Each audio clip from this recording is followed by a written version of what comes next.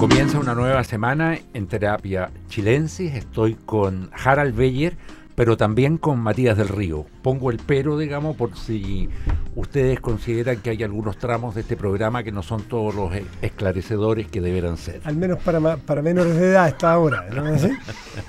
Buenas noches.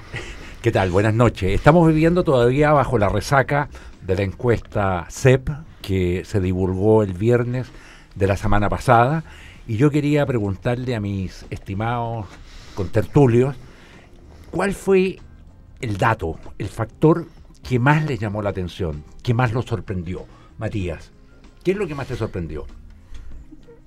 Que Guillermo siga con los signos vitales tan potente, respecto de todas las noticias que habían pasado las semanas que justo precedieron a esa encuesta. Yo pensé y Beatriz Sánchez, que yo pensé que marcaba más, y Harald nos había dicho que él pensaba que, tenía razón, que no iba a marcar tanto como sonaban los medios del Frente Amplio. Esos dos temas, te diría, son los que me llamaron más la atención.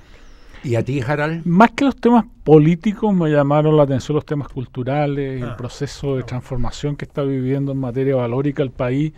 Estamos bastante más liberales, ¿no? Bastante más liberales en algunos asuntos, pero en otros bastante contenido. Es un país que está en transición, claramente. Yo pensé que me preguntabas por lo político, porque claramente las preguntas de la mujer, por ejemplo, me sorprendieron muchísimo. Exacto. O sea, a ver, ¿qué gran dato hay? Por ejemplo, sobre afirmaciones. Primero las preguntas, a mucha gente le sorprende porque siente que en las preguntas hay un tinte machista en la forma que están hechas, pero típicamente estas preguntas se hacen así en el mundo comparado para tratar de entender exactamente cómo la gente reacciona. Por ejemplo, preguntas como: ¿el matrimonio sufre si es que la mujer trabaja? De acuerdo, ese verbo, ese verbo entonces, marca. Pero típicamente en las encuestas que se hacen en distintas partes del mundo se hace de esta forma para ver la reacción precisamente de la población. Y uno encuentra que en Chile hay una cierta reticencia, todavía una participación muy activa de la mujer en el mercado laboral, que a mí me sorprendió. Sí. Algunas preguntas las tengo aquí a mano, porque Héctor, para que grafiquemos aquí estamos hablando, algunas, no serás todas naturalmente, pero por ejemplo, ¿qué tan de acuerdo o en desacuerdo está usted con la siguiente afirmación? El padre o la madre solo pueden, chiquitita la letra, perdónenme, el padre o la madre solo pueden criar a un niño o niña tan bien como el padre y la madre juntos. Después, por ejemplo, un hombre heterosexual solo debe tener el mismo derecho a adoptar que una mujer heterosexual sola. Y después hay otro sobre la mujer. Mira esta, ponte tú. Ser dueña de casa es tan gratificante como tener un trabajo remunerado. 46% cree que es tan gratificante, que está de acuerdo. O tener un trabajo está bien, pero lo que la mayoría de las mujeres en realidad desea es un hogar e hijos. Hay personas que se molestaron con el planteamiento, pero los resultados son bastante más conservadores, si se quiere, ¿no, Harald? Sí, en esta materia uno le sorprende. En temas valóricos propiamente tal, eutanasia, aborto, la gente está más bien partidario de aborto, o cuando menos se está abriendo a gran velocidad. Por ejemplo, el matrimonio igualitario está totalmente dividida la población en partes iguales. Sí. Y en temas de participación de la mujer, la población está con dudas. Ha evolucionado hacia una actitud más bien liberal, pero pero la gente va a seguir prefiriendo, digamos, que las mujeres que cuando los niños son muy chicos, que las mujeres trabajen medio tiempo y no pero incluso cuando entran al colegio privilegian que trabajen medio tiempo. Da la impresión de que hay una gran demanda subyacente por trabajo a tiempo parcial de la mujer. Pero al mismo tiempo hay cosas como se siente que todavía la familia se resiente cuando la mujer trabaja. 61%. Mira, Héctor, considerando todo lo bueno y lo malo, la vida familiar se resiente cuando la mujer trabaja a tiempo completo. El 61% está comulga con esa afirmación, y el 15% está en contra de esa afirmación. Entonces, hay resabios conservadores, por así decirlo, en la población. A mí me pareció muy interesante. También hicimos un módulo sobre anomia para detectar si es que había anomia en Chile, en la población, y también los resultados son muy interesantes, que muestran más bien una población que está lejos de estar anómica, por así decirlo, que es una de las interpretaciones que se hace de la baja participación de los chilenos en cualquier cosa. O del no estar ni ahí. Ni estar ahí. No parece existir esa percepción, a pesar de que... y esto es consistente con la idea, con la alta satisfacción que experimenta la población con todos los aspectos de su vida. A mí el aspecto que más me llamó la atención es la debilidad relativa, porque es relativa, en verdad no es debilidad, pero en relación a los ratings que sacan el resto del país me llamó la atención la relatividad, o sea, la fragilidad del apoyo a Piñera en Santiago. O sea, es bastante menos robusto que en el resto del país. Eso había pasado en encuestas. Ahora, lo que le pasa a Piñera, yo creo que hay que acordarse que Osandón es senador por Santiago. De acuerdo. Entonces, eso indudablemente que el área fuerte de Osandón es Santiago, y probablemente desde el punto de vista de poder de alguna forma despegar en Santiago, Piñera tiene algunas limitaciones. Ahora, durante su gobierno él también fue más criticado en Santiago que en regiones. Yeah. Entonces yo creo que ese efecto, las movilizaciones estudiantiles parecen haberse sentido con especial fuerza en Santiago, y eso puede haber resentido un poquito su... Ya, de suerte que ese dato a ti no te impresionó mayormente. No me impresiona mayor. Yo creo que, o sea, de los datos políticos no hay nada que me haya sorprendido demasiado. ¿Sabes qué dato me gustaría que nos explicara, Harald? Beatriz Sánchez aparece con muy bajo nivel de conocimiento, pero muy alta aprobación entre quienes la conocen. Claro. Y naturalmente la conclusión política que saca su entorno es: nos queda mucho por crecer, es cosa de que nos conozcan más, y si proporcionalmente sigue creciendo igual. ¿Te parece que allí puede haber una ventana para la candidatura de Beatriz efectivamente, Sánchez? Cuando tú eres poco conocido y estás recién despegando, la apuesta es que ese grupo adicional se va a sumar a ti, digamos, y hay una probabilidad de que eso ocurra, no cabe duda. Ahora, pero tampoco parece, en mi impresión, dentro de las que la conocen, ser ella una alternativa tan potente. Si bien la gente la evalúa positivamente, sabemos que tiene muy buena evaluación. Claro, pero sabemos que eso no es adhesión política. De que encabeza el listado. Pues, ¿no? Claro. Sí. Acuérdense ustedes lo que pasó un poco con Isabel Allende, cuando la encuesta también la mostró que tenía una alta evaluación positiva, pero después eso no se tradujo en apoyo electoral. En ese ranking de evaluación también está Giorgio Jackson y Gabriel Boric. Gabriel Boric, claro, que son bien evaluados. Ahora, la gente no los considera ellos candidatos, entonces tampoco es evidente qué es lo que pasaría si es que ellos fueran candidatos. Y por lo tanto no se puede hacer ese análisis de si esa evaluación positiva se traduce en apoyo electoral. En el caso de Beatriz Sánchez, yo creo que ella tiene una oportunidad, efectivamente, de despegar y de mejorar, pero habrá que ver si logra aprovechar bien esta evaluación positiva y traducirla en apego político. Y otra noticia en desarrollo que algunos dicen que con carácter de urgente es lo de Carolina Goich. O sea, porque la DC, antes de la elección, ¿qué podíamos decir? Que la DC se había jugado su papel, su carta de independencia, de identidad, de jugarse el riesgo de llevar eventual y negociar una lista parlamentaria paralelo, y que la DC habíamos visto que se estaba poniendo detrás, y Carolina Goich estaba mostrando, desde el punto de vista político, estaba mostrando un buen rendimiento, creo yo. Pero un 2,1% en la encuesta CEP es un golpe, pero en las canillas, muy duro. Y creo que ha desordenado bastante las filas dentro de la DC, no la tiene fácil en este momento. Claro, mi interpretación es que no hay tanto espacio en la nueva mayoría para tener demasiados candidatos. Y de hecho históricamente nunca lo ha habido. No. Entonces, ¿por qué ahora habría más espacio? Sobre todo cuando hay a la izquierda una alternativa, ¿no es cierto? Más a la izquierda, por así decirlo, de la coalición. Entonces, yo creo que el candidato de la coalición de centro-izquierda, la nueva mayoría, va a tener que ser un candidato relativamente moderado, entre comillas. Y eso hace que no haya demasiado espacio para dos alternativas, y ella hoy día no logra mellar a Guillé en esta O sea, tú dirías que el candidato de lo que fue la nueva mayoría todavía es una historia que está en desarrollo. Que está en desarrollo y que es muy difícil que pueda haber candidatos con la misma proporción de votos, digamos, por así decirlo. Entonces yo creo que eso hace que la primera... No sé, la ventaja la tenga en este momento Alejandro Guilla.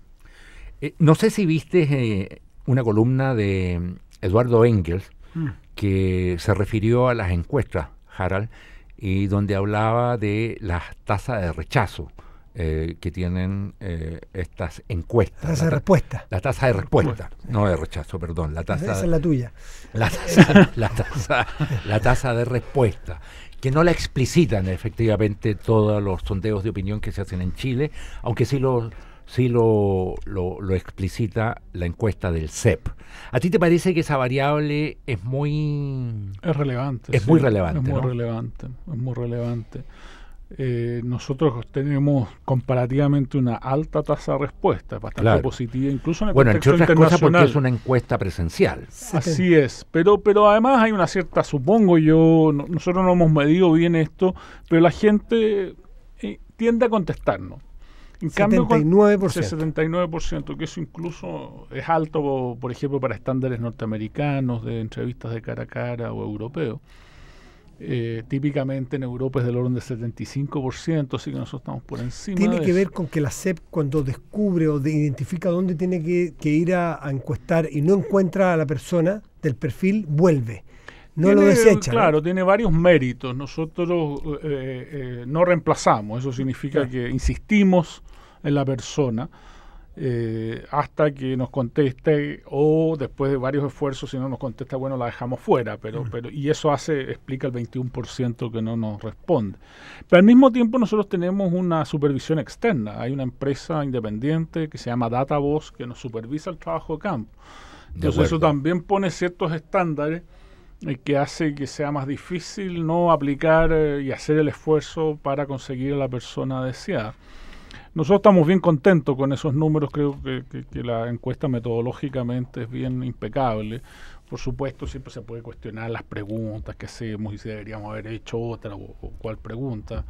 La columna de Eduardo más bien estaba referido a otras encuestas que no reportan sus tasas de respuesta, que es una mala práctica, creo yo.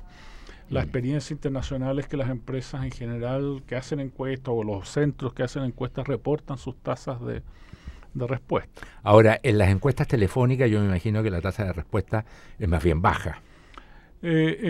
Aparentemente es muy baja, pero como no sabemos, no lo podemos... Pero la experiencia de Estados Unidos, en Estados Unidos hay mucha preocupación, es que las tasas de respuesta fácilmente llegan al 50%, y de hecho lo que están haciendo los encuestadores en Estados Unidos es balancear sus encuestas telefónicas con paneles de edad, o sea, logran conseguir paneles representativos de la población y les van preguntando y con eso van alimentando un poco y calibrando sus encuestas. ¿A ti te gustaría ir a un escenario donde las encuestas estén más normadas de lo que están en Chile? ¿O prefieres yo no creo mucho en eso, digamos. Pero, por ejemplo, obligar a que entreguen o que hagan pública la tasa de respuesta.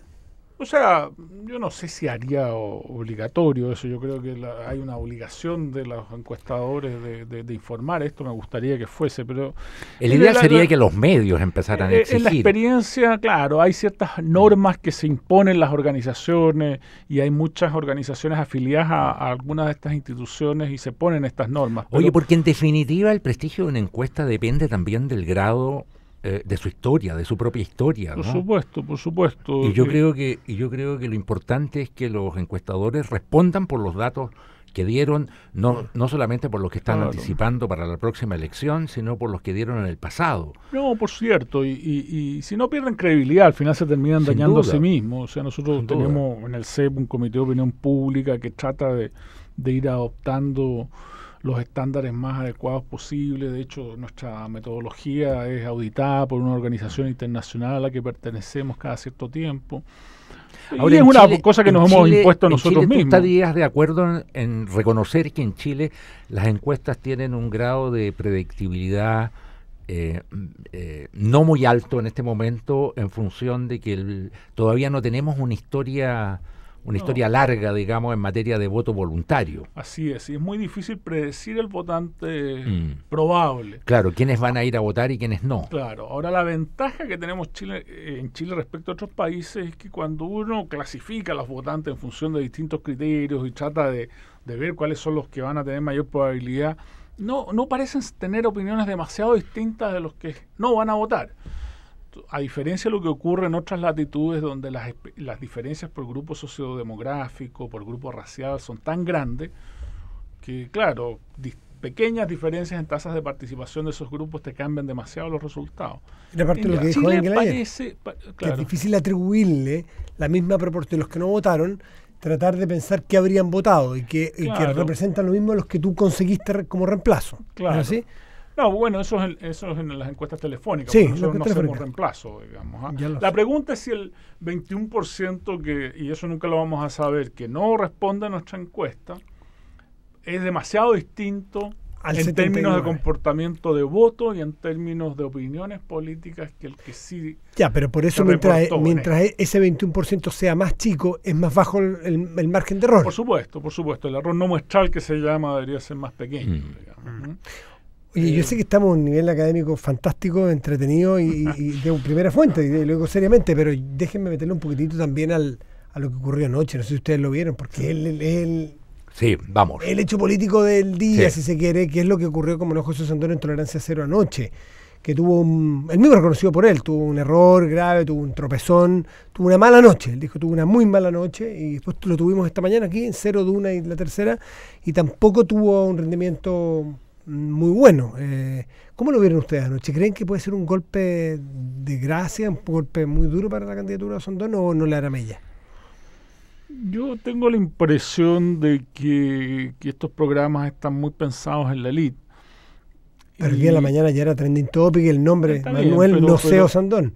Y se empieza a viralizar. Está bien, pero si tú ves las encuestas del CEP, y no quiero ser autorreferente, la gente que sigue redes sociales es y sobre todo para noticias políticas es una fracción muy pequeña de toda la población. Muy pequeña. Entonces yo supongo que el votante promedio de Sandón ve en él otros atributos. Entonces no sé si esto va a tener efectos grandes desde el punto de vista del impacto electoral, a menos que esto empiece a difundirse y empiece a instalarse, que no tiene los méritos para ser presidente. Pero no sé si es tan fácil instalar esa sensación. Sí, y además que incide hoy en un tema que no es del núcleo duro, digamos, de su postulación, porque el núcleo duro de su postulación básicamente es una crítica feroz a Sebastián Piñera. Y esto yo creo que es más bien lateral a eso. Estoy contigo en orden a que no creo que el tipo de votantes que adscribe a su candidatura, que simpatiza con él, se deje inhibir mucho por la relativa frivolidad, ¿no? con que se manejó en estos temas. Yo creo que una consecuencias laterales, ¿cómo se llama? Eso fue cuando pasan cosas como... Yo creo que quedó desestabilizado, sin duda. Y creo que una de las víctimas indirectas puede ser Kast. Por dos cosas, porque primero hay que hacer ruido. Yo estaba escuchando a Roger Stone, que es súper asesor de las candidaturas de las presidencias de Nixon hasta de Trump. Dicen que uno de los inventores del fenómeno Trump hace muchos años. Decía, lo más grave es que de ti no hablen. Que hablen mal, claro, es preferible que hablen bien, pero de que de ti no hablen es lejos lo peor para un candidato. Creo que Kast queda como en un tercer lugar, que se habla menos de él hoy día. Vamos a suponer que Roger Stone tiene razón. Pero lo otro es que, hablando seriamente, es que puede haber un electorado que dentro de la derecha y para la primaria que le guste Kast por los matices que representa versus Piñera. Pero si es que vemos que la encuesta CEP o Sandón se le acerca bastante en algunas partes a Piñera y vemos que Sandón tiene este performance, algunos votantes de Kast dirán, ¿saben qué? A mí me puede gustar mucho Kast, pero no voy a hacer cosa de que ponga yo en riesgo mi voto, prefiero asegurarlo con Piñera y que Kast pierda un poquitito, que pierda aire por ese lado y que se haga más útil, en la medida que se hace más estrecha la votación, el voto de la derecha se haga más útil. No sé si ustedes piensan que Kast puede ser víctima de eso, o muy marginal.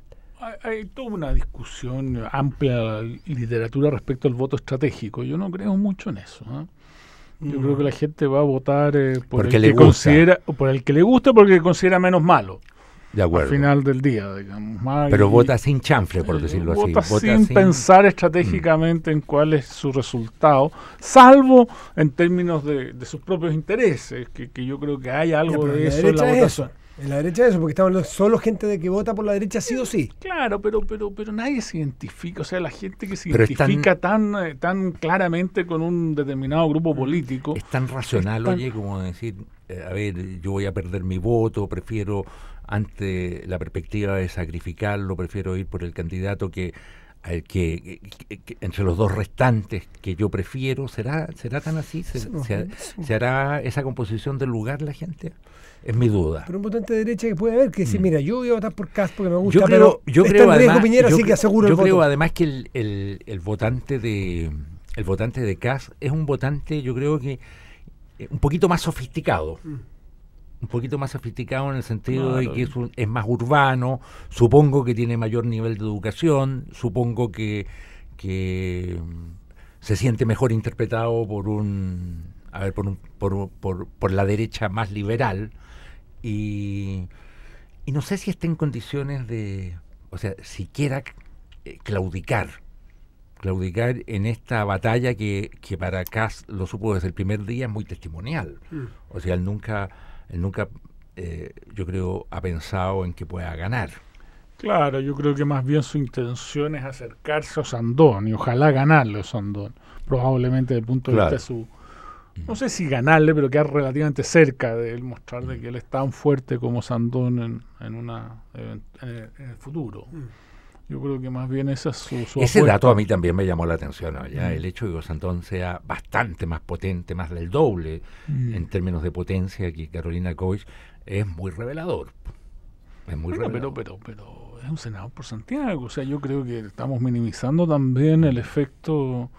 Obtuvo una gran votación en la elección pasada. Nadie esperaba que él ganase, le ganó a Goldborn. Es que es distinto tener la votación como senador a tenerla como precandidato presidencial. Claro, pero igual, digamos, hay un cierto recordatorio, hay gente que ya votó una vez por él, digamos, ¿por qué no votar de nuevo por él? Sobre todo cuando la derecha tiene un candidato bastante acreditado y bastante potente como es Sebastián Piñera.